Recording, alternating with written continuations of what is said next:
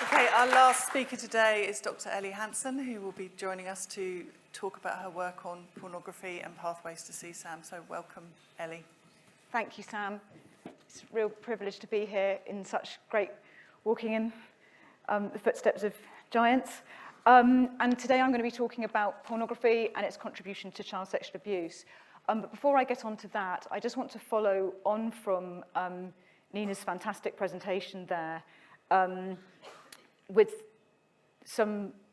a contribution from a survivor who I just have such a huge amount of respect for.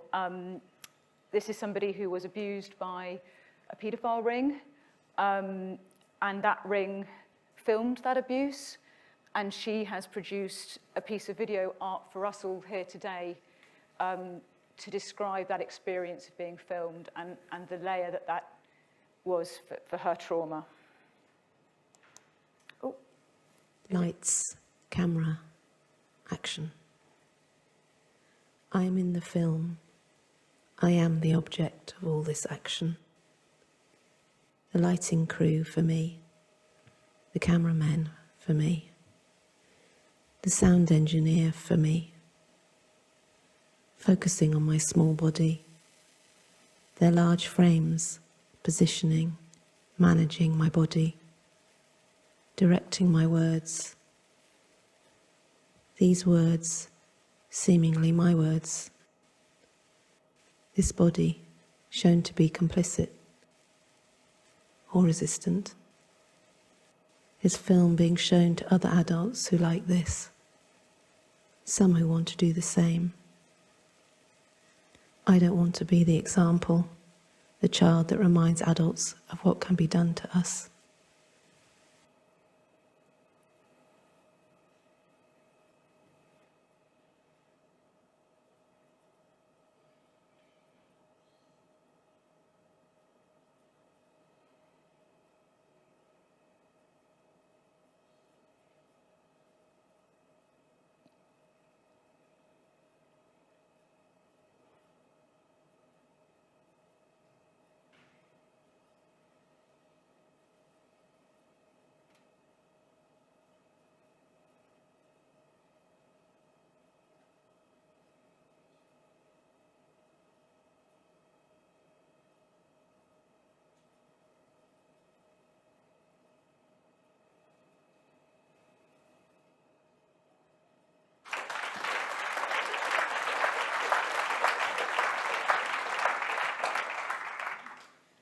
It just speaks so powerfully to that experience and the devastation that it is. And it's really hitting me at this conference that we're keeping this victim and survivor's experience at the forefront, and we must always act from that point and from that understanding. So it comes as no surprise to any of you in this room that we are living in an epidemic of child sexual abuse. Lots of figures here. I won't go through them all. Nina just mentioned if tech industry released their data, well, Meta recently had to release some of their internal data, which showed that 13% of 13 to 15-year-olds receive one or more unwanted sexual advances on Instagram every week. This isn't just an online epidemic, it's bleeding offline. So, we've got 83% of girls in the UK, by the time they're 17 to 18, have experienced sexual harassment at school. 75% live with an anxiety about that. Why have we got this epidemic? From my perspective, things were going in the right direction in the 90s, in the early noughties. Things were seeming to be improving. We were all putting a lot of effort in and seeming to get somewhere. And now we're in this huge maelstrom of a problem. There's lots of factors behind that, and I'm arguing that the advent and rise of hardcore online pornography is one of those major factors. I'm not saying that it's a factor in all child sexual abuse.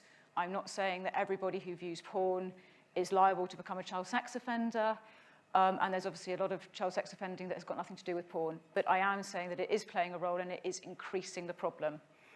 Today I want to look at the evidence for that, look at the why. Why is it a potent contributor? And also, why are we being so slow to act and to face this problem?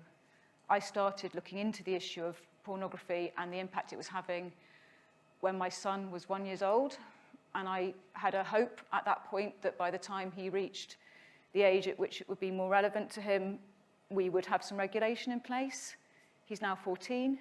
I'm dealing with the issue that him and his friends are facing. I've conducted some informal focus groups with his friends where, I'm seeing it as a major issue. So really, I'm arguing today, alongside everybody else, that we need to act now. And the first place to act is actually speaking to the choir, us all speaking to one another, and increasing our confidence and passion, and with which we can go out and talk to others that can act to stop this.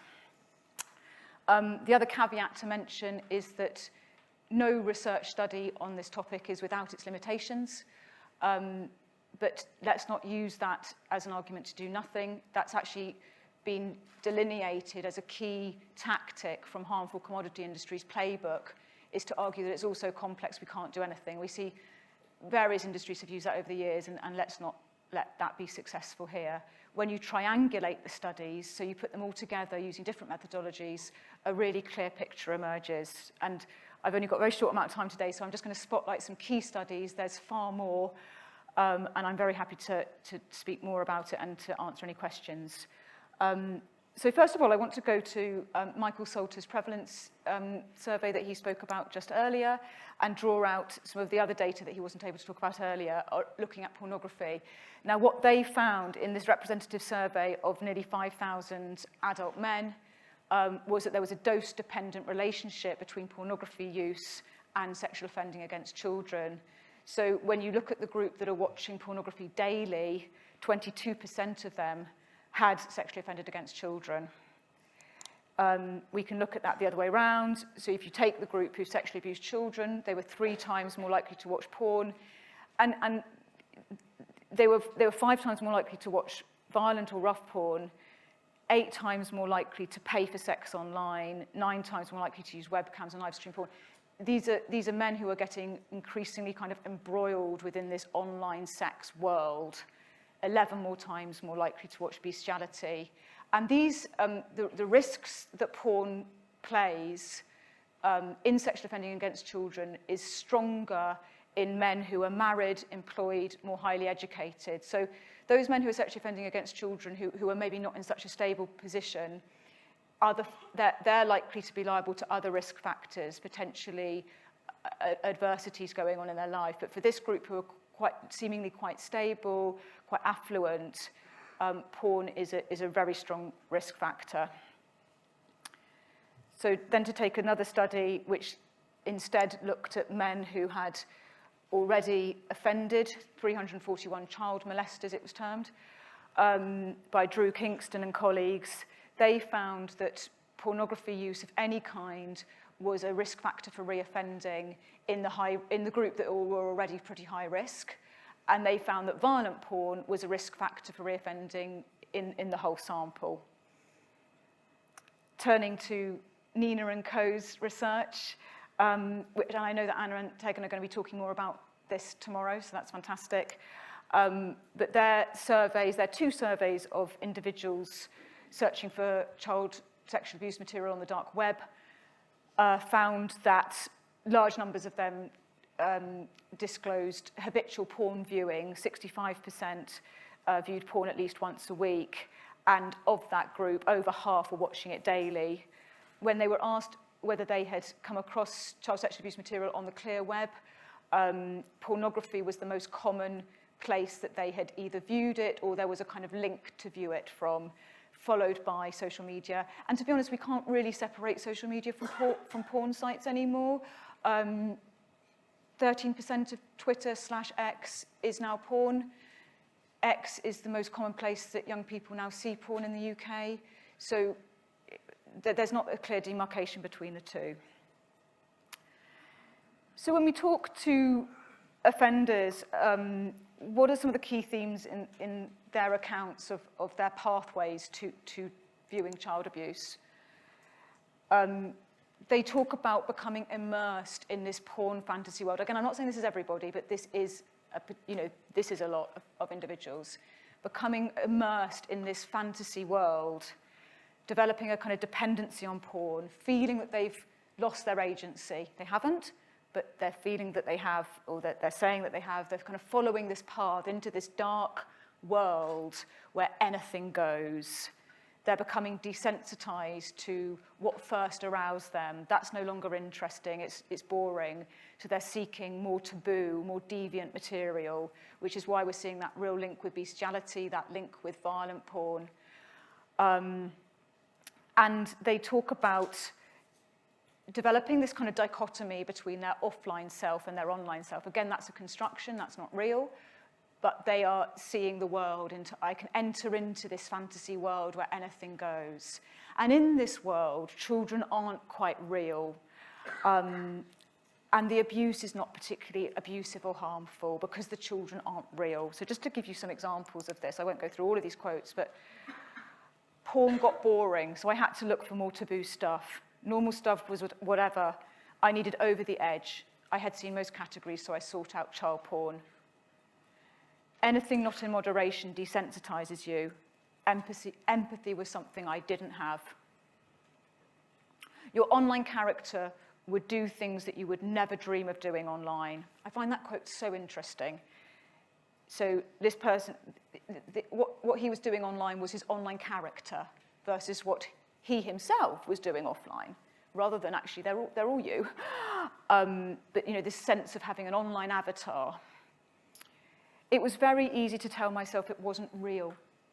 It's not the girl next door, it's someone in Eastern Europe or something. So this degrading, devaluing of people not like yourself, that they're less real, they're less valuable. It wasn't so much as I saw them as children, I just saw them as actors. It was like a film, it was like a cartoon, a drawing. As far as I was concerned, as long as they looked to be enjoying it, then that was fine. So this is from a really rich set of anthropological studies by Jonah Reimer, who's now at the University of Brisbane. Now, I'm going to map all of this onto the nature of porn and why porn is actually leading people to be developing these constructions and beliefs. And as has already been mentioned this morning, let's not make the mistake of thinking that even if offenders are saying there's this online versus offline distinction, that's not the reality, and CSAM offenders often don't limit themselves to CSAM abuse. Again, I think there's data from your surveys on the dark web, which we'll talk about tomorrow, my colleagues in Finland. But to draw on some other data, we find, study after study, when offenders are given, CSAM offenders are given the chance to disclose other forms of offending without fear of sanction and possibly with the threat of a lie detector. Whether or not lie detectors work is irrelevant, but if they think there's going to be a lie detector that can prompt some truth-telling, we find that they are disclosing high numbers of sexual abuse of victims contact offending. So, for example, Michael Bork and colleagues found that 57% of 127 CSAM offenders, we only knew about their CSAM offending at this point. In those conditions, 57% admitted contact offending. They disclosed between them 272 victims, 97 of whom were then identified and offered support. Study after study is replicating that. We cannot ignore it anymore. And we see this in what offenders are telling us when we talk to them. So research from Sarah Weffers and colleagues at the Lucy Faithfull Foundation. These are individuals who've been caught for online grooming. It's almost like I radicalized myself. I felt like I was getting more interested in younger looking models. So these individuals who are talking about the impact of porn, going to viewing CSAM, going into online grooming. All driven by this, I need to look at some porn now. I feel really on edge. I need to have a look now. There was no real physical person, so you felt there was no harm. You were just talking to somebody. Yeah, it was very wrong, but it's not harming anybody.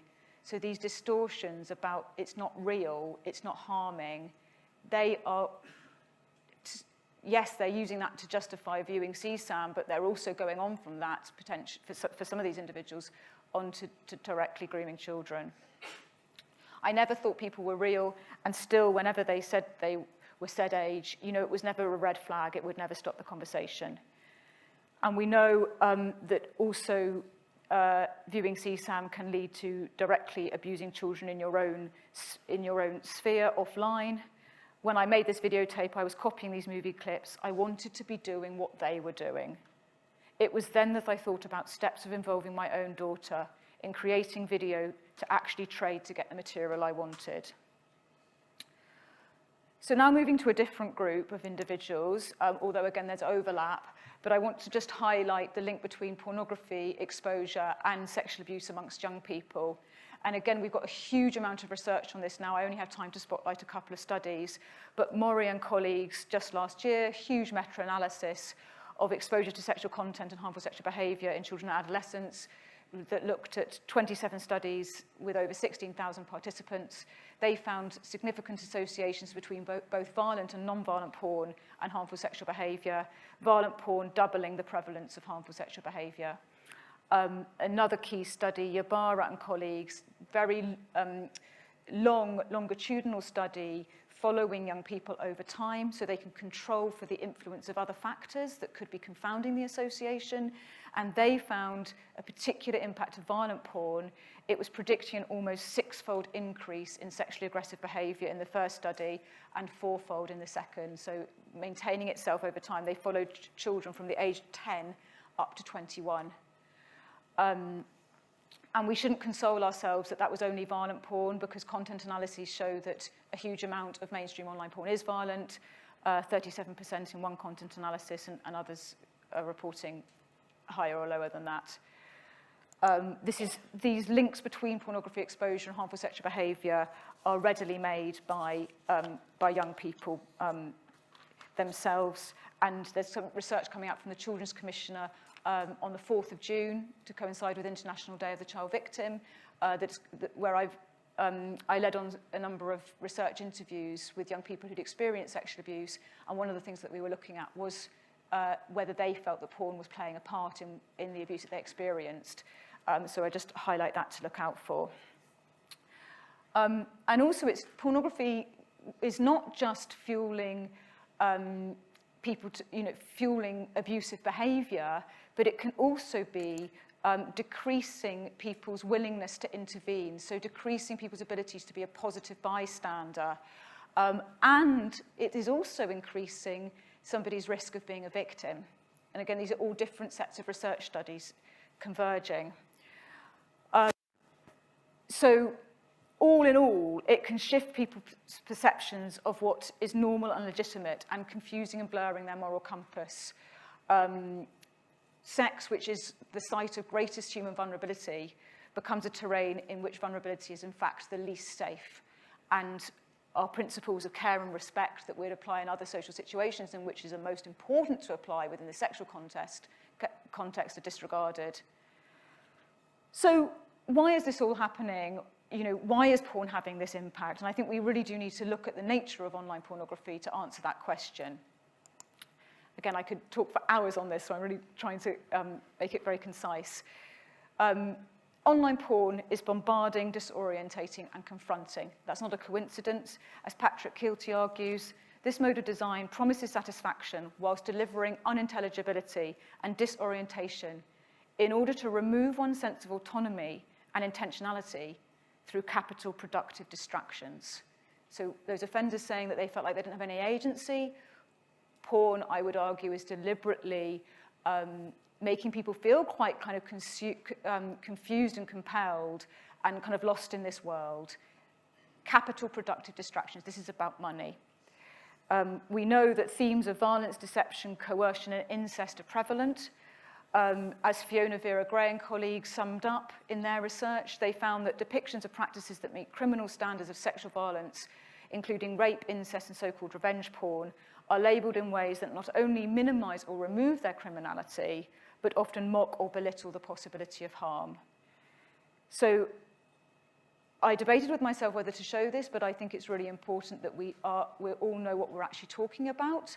So I'm now going to show, and if anyone doesn't, I'm not going to read them out loud, but I'm going to show the captions that I came across in order to just check in that what I'm saying is correct. I visited Pornhub last week, so just a random day, what's coming up on the front page of Pornhub, and I'm not trying to single out Pornhub here, it's just the most popular one in the UK. And I just scrolled through the first 27 videos, which, by the way, are often playing, so you don't have to click on anything, they just start playing at you, whether you want them to or not. Over a third were incest themes, and I'm just going to show you some of the titles. I'm not going to read them out loud.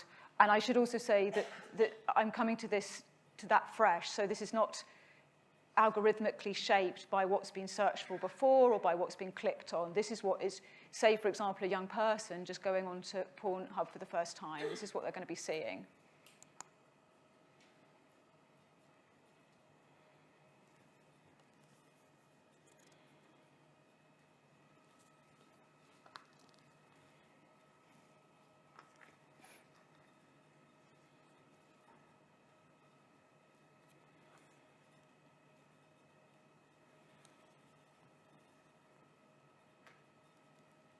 This is grotesque.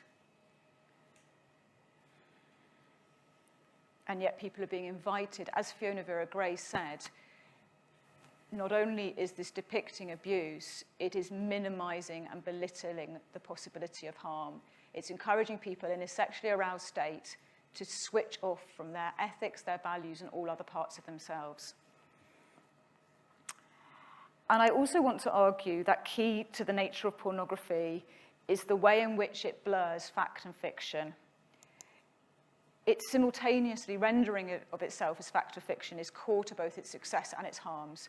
So on the one hand, if we talk to people who view porn about that experience, many of them will describe it feeling as if they're having the sex that they're viewing. And that's just increasing as point of view porn increases, VR, etc. And indeed, the sex in porn is often narrated as if it is real versus staged. It's often unclear what is staged or what isn't. So on the one hand, it's coming across as quite real. I'm just going quickly. Again, I'm just going to read a quote that may be quite confronting, but I think we need to be real about what's going on here. Adrian Nathan West, we are accustomed to dismissing the savagery of pornography by saying, it's only a movie, they're just actors. But no one pretends to cover a woman's face in semen or choke her or piss in her mouth. She did not pretend to gasp or burst into sobs when she awoke. This is fundamentally different than acting in a film or acting in a play. And there's a lot of philosophy around this. It breaks the law of reversibility. You can't go back to being who you were before. But if we bring any of this up, then we're quickly dismissed by the notion that it's just actors acting, viewers fantasizing, violence is kink, nothing is real. And just a study which interviewed some young men viewing porn, talking about, I won't go through it, but talking about watching a gang rape. And then at the end of that, there was an interview where everyone was interviewed, and actually they discovered that all of the actors, including the women who were being depicted with this gang rape, all loved it and it was all fine. So the industry is actively minimizing any qualms or harm that people may be connecting with. None of this is coincidental. Porn is designed like this to make money. Again, I could talk for hours on this, and I haven't got too much time. But this is part of the wider big tech parasitic business models. So Justin Rosenstein, talking about big tech more generally, we're seeing corporations using powerful artificial intelligence to outsmart us and figure out how to pull our attention towards the things that they want us to look at, rather than the things that are the most consistent with our goals, our values, and our lives. Human sexuality contains a multitude of potentials that entwine with our psyche, our culture, our history.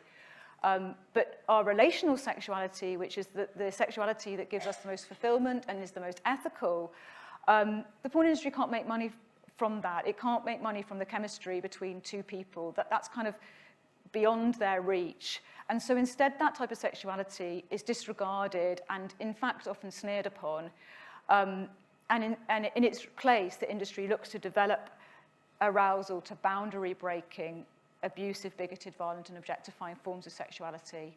Powerful algorithms are used in this process to shape people towards profit. I don't have time to go through all of this quote, but I found this on the MindGeek website.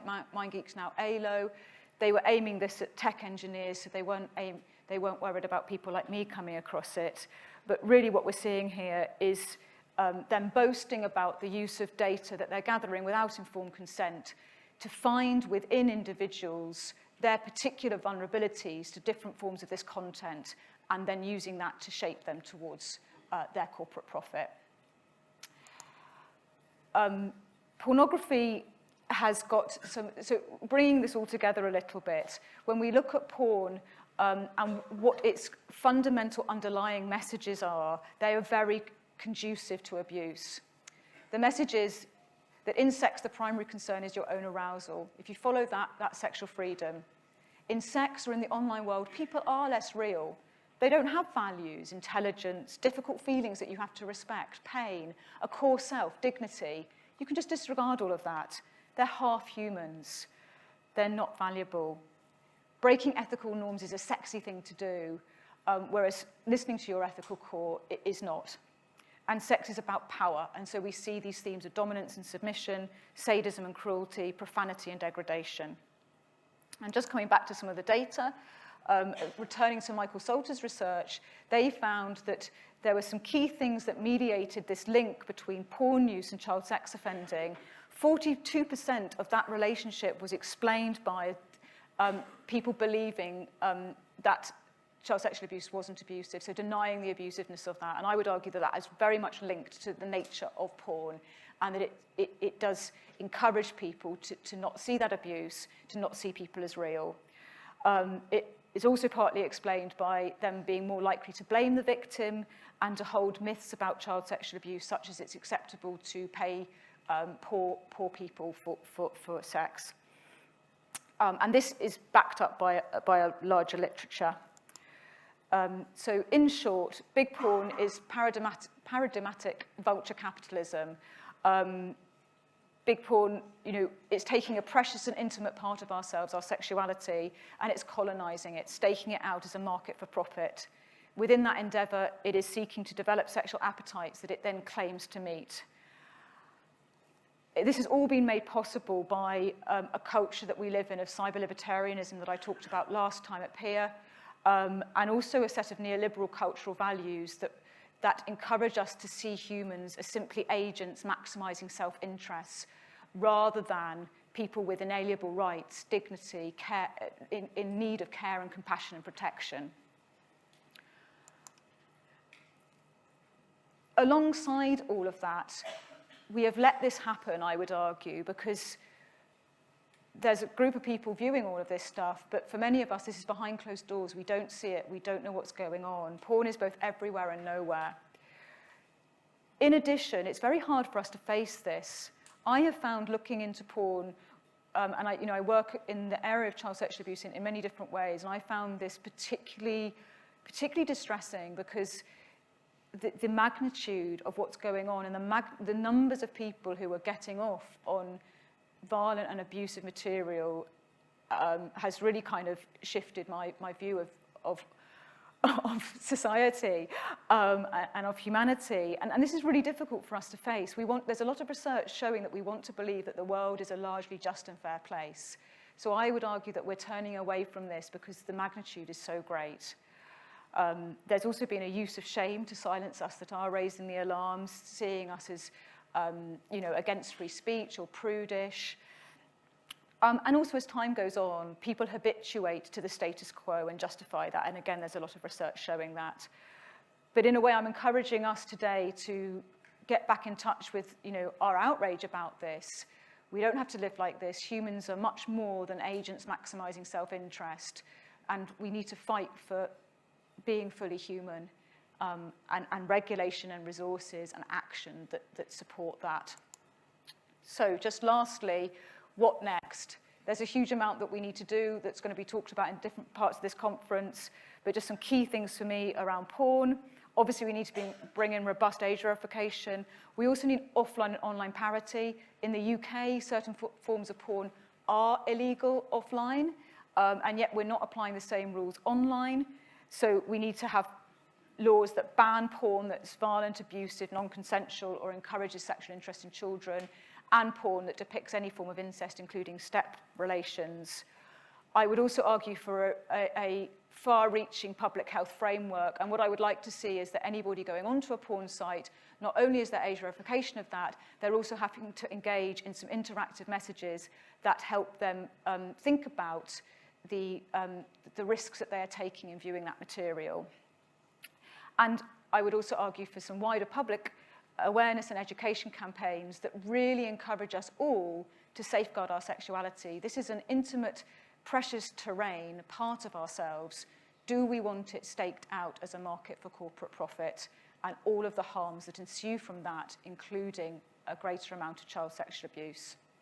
So thank you very much, and look forward to continuing the conversation.